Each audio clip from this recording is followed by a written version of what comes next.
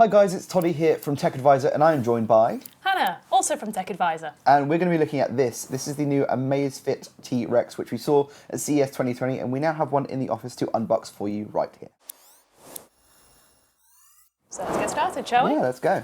So, disclaimer, we did actually do the slip beforehand because... Watching Hannah with the pair of scissors was terrifying, and I thought that if we had it on camera, it would not necessarily go well. Listen, so, yeah. I'm not an unboxing pro, what can I say? Like, you know, we just have to work with what we've got here. So, here we go. So, here it is. We have a watch.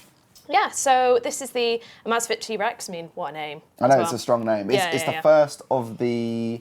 So Huami is the parent brand. They have affiliations with Xiaomi, but Amazfit is their like consumer product fitness line. But this is the first of their outdoor watches, as I understand it.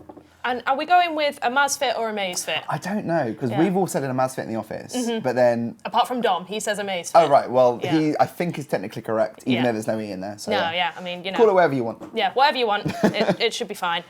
So here it is. So obviously, as it's an outdoor watch, it's got quite a rugged look to it, really. Yeah, what do you think? Like, do you like it? I mean, for what it's designed for, so basically they've said that this is really good for like triathlons and sort of outdoor activities and things like that. But I would say as like an everyday watch, I'm not sure. It's quite bulky. It's a very specific look. Like if you like your like G-Shocks or your Baby Gs or any of the kind of like more like, I don't want to say masculine because I don't think it's necessarily a gendered style, but it's it's bold, it's brash, it's some of the things they talked about at the launch event were the the race around the raised bezel because it has a flat touchscreen, but it's protected sort of by having that raised lip, and then the buttons, there are big physical buttons on the side which are quite nice. They're knurled as well, so you can feel them without having to look down at the watch and like fiddle around with the controls.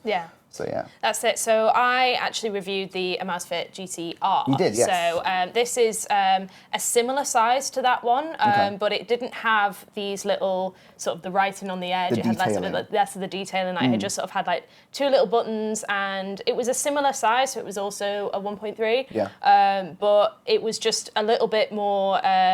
Suitable for like everyday wear, I'd say. So but this one definitely has some qualities that are a lot better than the GT-R. Sure, I mean it's the like some people talk about IP ratings for water and dust. There's another one which is American military standard. I think it's called MIL standard 810G, which basically means it's going to be good in like hot temperatures, cold temperatures, underwater for a little bit.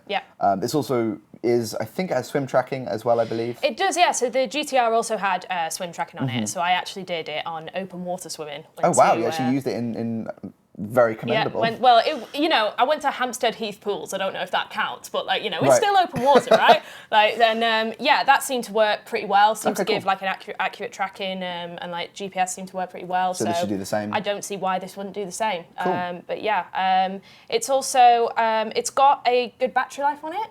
Yeah, they were talking about that. The figures they quote, it's all dependent with a smartwatch on your usage, obviously. So depending on if you're just using it as to check the time and check notifications, you're probably going to get better battery life than if you're running with it or swimming with it. Yeah, so they're claiming about, I think it's 20 days on typical usage, right? And am I right in thinking that the other Amazfit watches are all pretty good for longevity? They're all really good, yeah. So I think GT-R was slightly more. I think that was about 24 days. Okay, cool. And then the others, a little more, little less, depending on how big the watch is sometimes, because that can determine, how good the battery is and things like that. But when I've used them in the past, although you hear the battery life and you're like, oh, yeah, right, but it actually does pretty well. It does deliver. It does deliver. Cool. And it's the sort of thing that you can put it on and just kind of forget about it mostly. Nice. Apart from the fact that obviously this is pretty bulky, so when physically you won't forget about it. Yeah, you'll know it's there. It's not actually. It doesn't feel too heavy. No. So even despite its size, so it should be fine. What do you think about the strap? Does anything stand out about the strap to you? It's the fact that it goes along all the way like this. These little. Do you know what I mean? Like they're not very.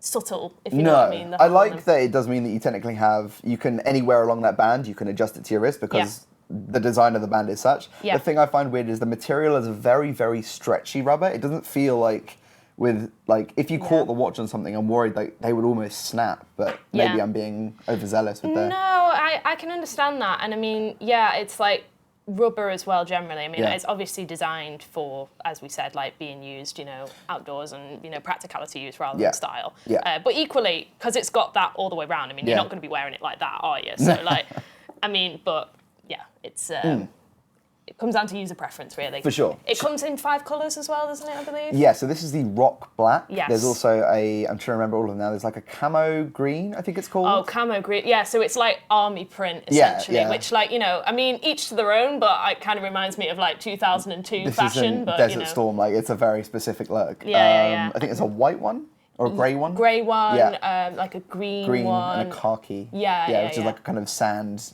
Yeah. kind of brown. So again, like, yeah, very, like, earthy colours. Like, There's no subtlety though. Yeah. They're trying to push. This is definitely an outdoor watch. No doubt about it. Yeah. Or a camo watch if you are. I don't know many people wear camo now. Like you said, it was definitely like an early 2000s, 90s. It's a trend. look, and you know, trends do come and go, and you know, like it, you know, if you want to go for it, you live your best life and all that. But like, you know, it's also, do we know if the straps are removable? I haven't tried. So cards on the table. I have been using one of these already for a few days. I picked it up at CES at the trade show. I haven't tried adjusting changing the straps out yet. I'll have a peek at mine. Yeah, well, actually, this is pretty good because in terms of pairing it, we can now go straight to looking at the watch. We can skip the whole process. But if you do want to know how to pair it, it's pretty simple. Like once you turn the watch on, there should be a QR code on the screen. And you can Same as other Amazfit watches, right? Yeah, literally. And all you do is download the official Amazfit app, and then you just click on the product that you want, and then from there it should be literally just as simple as pairing it, and Bob's your uncle, away you go. Yeah, I think I had to do like a couple of updates, and then I was up and running. Yeah. Before we talk about software though, should we see what else is in the box? Yeah, absolutely. There are actually a few extra little bits hidden under the first layer. Ah, there you go. Yeah. See, I'm new to this, as I said. Okay, so yeah, we've got like a little bit on the inside here. So how did you get in? Oh, there you go. So, you've got the charger. Useful. Yep. So it's the magnetic one. So it's a proprietary connection. It's there you go. I checked. It's a 2-pin pogo. Ah. So you can see on the back of the watch, there's actually, as well as the optical heart rate sensor, which is the company's own. I think they call it like the biosensor or something or other. There are 2 metal contacts either side, and if you want to snap it on there, it's pretty strong. I charged this one up just before we started filming, and the connection seems pretty good. I'd say it's probably stronger than, say, the Apple Watch charging cradle, so there's no risk of you knocking it and it coming loose. Yeah. Some watches I've tried, especially some of the older Android Wear OS watches, the chargers were really, really weak. Okay. And so you could just nudge them and they wouldn't charge, and it'd be really frustrating. So Yeah. this feels really solid. So you shouldn't have to worry about that, thankfully. From what I remember, when I last charged the watches, they charge reasonably quick. Like considering the massive battery life, like it was like, you know, oh right, 100%, it's done. And I got a full charge in an hour and 15. This is a fairly decent battery. I think it's a 390 milliamp hour. So probably about the same as the GTR. I didn't check, but yeah, I think it's like the GTR's 410, something right, like okay. that. So Yeah, it's a little very bit close. smaller. Yeah. So But yeah, the charger, I'd say the design is good, and the battery charges quickly enough, and you can get like a day's use with much less than that. So. Yes. And we've got the Paperwork. lovely little manual in here. Yay. So it just sort of goes through like what you get in there. So smartwatch with a band, charging base, and the instruction manual, which we are reading right now. And that's literally it. Yeah, and it just another goes QR through. code for the app. Literally just goes through how to pair it, charging it, usual notices, and then all of it again, but in all the languages. Fascinating. Yes, Cool. fab. Well, it's nice simple unboxing process. Not really a lot to it. You get the watch, you get the charger. How to use it in a book. It's kind of all you really want. Isn't Literally, that's it. Yeah. It doesn't look like the straps do come off easily. There may be some tooling you can use to swap them out, but they don't look like standardized bands, which is something important to note. Yeah, it's also something that wasn't advertised on the site, they whereas haven't it mentioned it. is on some of their other things. So if it was an actual thing, then So if the you'd bands think you'd do be with it. break, So pop then that you in there. might have to talk to Huami or Amazfit to get it sorted. Yeah. Right, and so now we've done that, should we get all that stuff out of the way, and then we can jump to actually looking at what this watch offers? Yeah, sounds good. Cool. Okay, so yeah, here it is. So this is it with the watch face on. So all you do is literally to go through the different modes. It's just a case of literally swiping through. So here you've got all the basic stuff. You've got your brightness there. You can turn it to night mode. If you want to change it to ultra battery saving mode, which I think can give you like 66 days. Yeah, so it allegedly. is just watch. Yeah. And I believe also it disables always on, so Yeah. you have to actually physically tap a button on the side to see the time, which is a bit annoying. Yeah. But it's much the same as the Fossil Sport when that came out. That was their low power mode as well, so it was just the time. That's what it is. But you do get amazing battery life. So if you do want a watch, you don't need all the smart features. you can flip it to that for a little bit until you have time to charge it up again, I guess. Yeah, I guess if you're like out and about and for whatever reason you realise you're really, really low and you don't want to like, you don't want it to go out completely, then just switch it to that, and it's pretty simple to do that. So if we go back to the homepage, so on here you've got everything that you need to know. So you've got your status there, so that will tell you how many steps you've done in the day, and it's got a handy little graph to tell you. My argument about 3,500 steps is that I haven't been wearing it because I've been charging it. That's why. Okay. That's what I'm saying. That's my story, and I'm sticking with it. Yeah, I mean, what did they say you're supposed to get? 10,000 a day? That's like the recommended, but like, who has time for 10,000 steps in a day? Nobody. So you've got also your heart rate. So you have to be wearing this for this to actually come out. But, absolutely.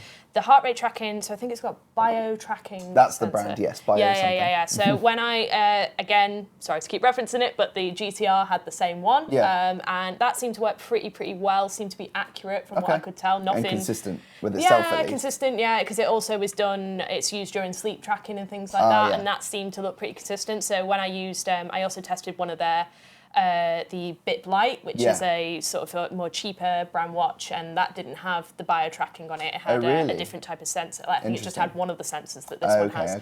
And that wasn't as accurate. So this is one of the more advanced Amazfit heart rate sensors you can get if you want one with better heart rate tracking. Exactly, especially good for when you're doing your really intense exercises and things like that. So okay, I'm looking through.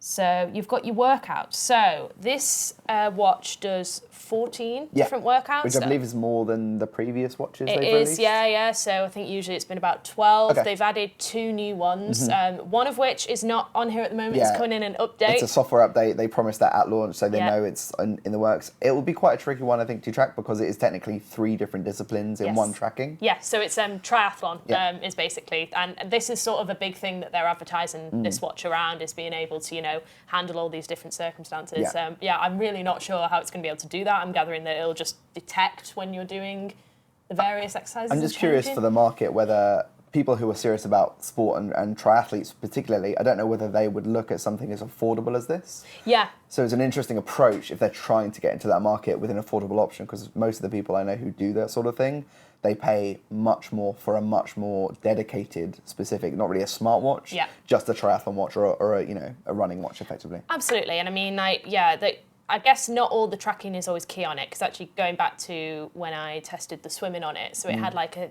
what stroke you did, and it said that I'd been doing butterfly, and I was like, definitely wasn't. I can't even do that. Stroke to do, yeah. So I guess just little things like that. But I guess they come with updates, and as they get to know, the user a bit more and things like that. But the other new workout that you get on there, I believe, is outdoor trekking. I think that's the new one. Or is it skiing? I feel I've seen skiing before. Okay, fine. But I mean, yeah, one of those. I mean, call us out if we're wrong, but there's a couple of new tracking modes in there. So it's the most robust that Amazfit's put into one of its watches so far, which is good. Yeah. How do you feel about the user experience in terms of fluidity, and how does it compare to the GTR? I mean, it's pretty similar in that. I mean, I feel like there's a lot going on here, if you know what I mean. So I'm constantly like, okay, which, I have to think about it in terms of which way to go. Initially, what I found is that, like, depending on what you're going to use more often than not, like, obviously you can swipe up and down for the main features, like the heart rate tracking, which is great. But then you have to press the button on the side to jump to the fitness tracking quickly, or you have to swipe from the main watch face to get to the menu, and it's not very intuitive, I'd say. I think that's one area where I could see a lot of improvement. Beyond that, I'm really actually enjoying using this thus far. Yeah. No, it's definitely a sort of, compared to the other ones I've used, like that they're easy to wear on your day-to-day and get pretty used to. Like once you've figured out the navigation, once you get it, you get it. There's also there's a few features, things like idle alerts, which are, the watch will vibrate. It doesn't have a speaker, but it has a vibration motor. Yes. For alarms as well, but like to tell you to get up and walk around if you've been sitting down on your ass for too long. Those are things that are tied specifically to the app. It's the same. You said it's the same app that you use for the other watches? It's the same app, yep. So again, it's quite a clean app mostly in terms of like what you've got on there. So it's quite easy to be able to go through your different activities, and these are the watch face settings. Yeah, I was kind of confused because on stage they were like, oh, here, it's got like 40 or whatever watch faces. I could only find 2, plus the 2 that are for the always-on display, which is an option you have to turn on as well, I should mention.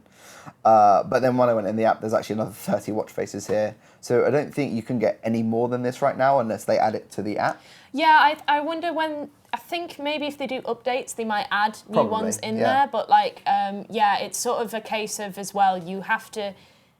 you'll have to click on that and that downloads it. So you have to have your phone connected and data and internet to add the watch face. You can't just be like out and about with no internet and be like, ooh, because it ain't going to happen. That's not too bad though. I'd say the styles are pretty good. So it's interesting seeing all the different styles because I believe in the other ones there were a lot more colourful options on there. So they're really leaning into the specific aesthetics of this watch. Yeah, there was literally one that was like pink with like little bunnies on it, if I remember right. There are no Can't pink see watch that faces anywhere. here. Yeah, no pink watch faces. There's one that looks a bit like a James Bond iris, but that's about it. That's probably the most exciting, creative one. Beyond that, they're all pretty much standard.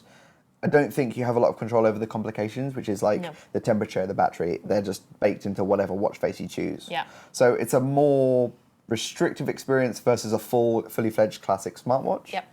But you get a nice amount of, I guess, variety with what they do give you, at the very least. Yes, you do. Yeah.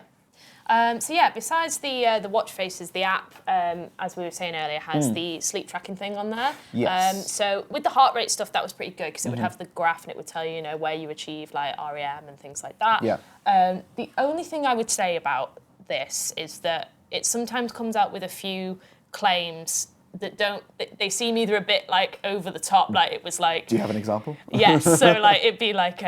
go to bed earlier, otherwise you will age, and like things like this. And there was no linking to scientific data, where it's like, I know that some other rivals, they back it up and they have like, content that's linked to it. So I really think on the app side, not just on this watch, but just generally on Amazfit, they could really do with having more on that. I have also noticed a few little like lost in translation, like faux pas, like just things that aren't natural English within the app, within the watch UI. Yeah. I'm sure this is stuff, again, they'll fix in updates. Yeah, but yeah, absolutely. Just bear in mind. So first impressions, do you think this has legs?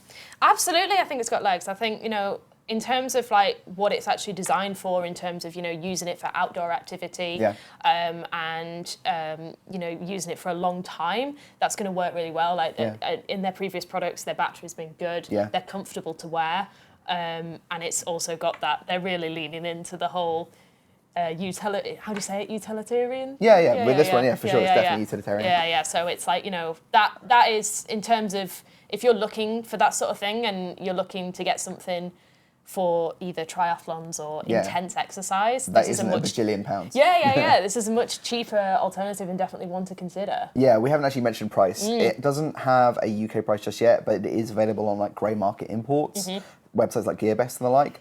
But the official US pricing is $139.90, so $140, which is very competitive. Yeah, it's about $20 more expensive than the GTR. So right, there we go. Not that much, And for that, you get those extra sport modes and obviously a more rugged build. Exactly, And I think it's got legs. Yeah, I think definitely for the market. If you're looking for it for, you wouldn't want to go whining and dining in this necessarily, maybe not, but like, swap out for the Rolex. Yeah, that's it, there you go. But yeah.